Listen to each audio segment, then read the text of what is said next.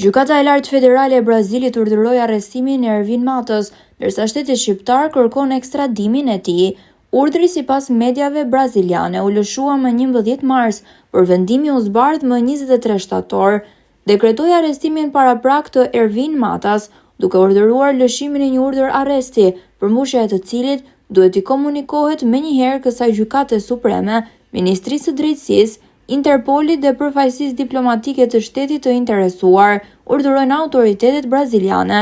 Mata vazhdon të jetë në arrati, ndërkohë që qeveria shqiptare ka paraqitur një kërkesë tek autoritetet braziliane për ekstradimin e tij, pasi dyshohet se koordinoi trafikimin e 240 kg kokainë në Frankfurt të Gjermanisë në shtator 2020.